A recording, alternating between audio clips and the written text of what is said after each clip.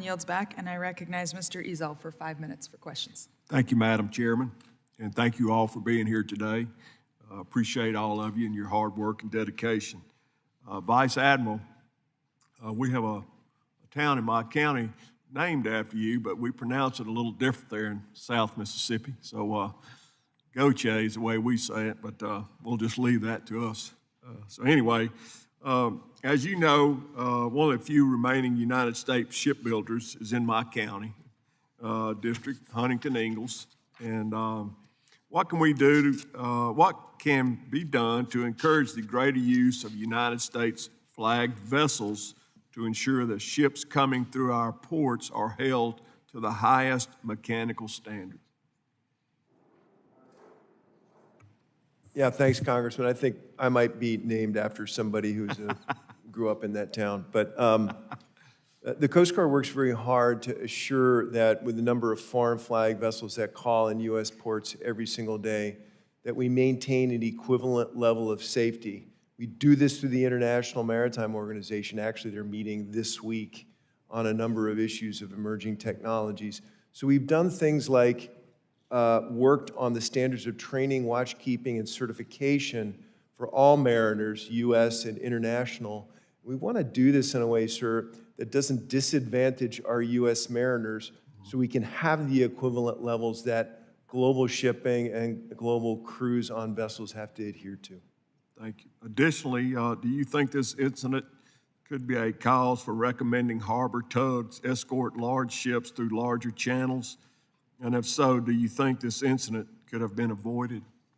It may be, but we don't know yet. It's too early in the investigation to understand whether tugs would or would not have helped in this circumstance. Although what I will say is that there are some areas in some ports around the U.S. that have tug escort requirements for a variety of reasons, and they're all different. For example, under the Verrazano Bridge. For example, in the state of California for tank vessels entering into the San Francisco Bay area. Those determinations are typically made by harbor safety committees with all stakeholders getting together to understand the totality of risk, not just the Coast Guard, and then agreeing on what tug requirements might be particular to that area of risk. Very good.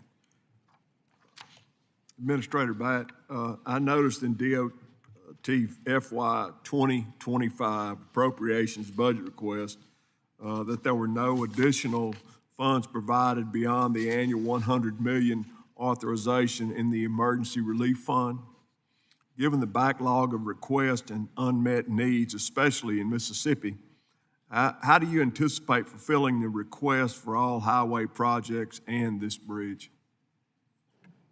Thank you, Congressman, for that question. I know that the OMB director was part of a tour of the site a few weeks ago. I don't want to get ahead of the administration, but I believe that, generally speaking, the ER backlog has been topped up through supplementals historically, and I believe that may be part of the discussion. Thank you. Continuing with you, along with ensuring the process moves along quickly, how do you plan to coordinate with the state of Maryland and other stakeholders to ensure that proper funds are obligated quickly? Thank you, Congressman. It is absolutely top of mind, and having worked in the private sector, I know that projects delivered on time and on budget are always our target, and so we are moving with great speed, working in close coordination with them to make sure that they're hitting all of the timelines, and they've set an aggressive schedule as well. Very good.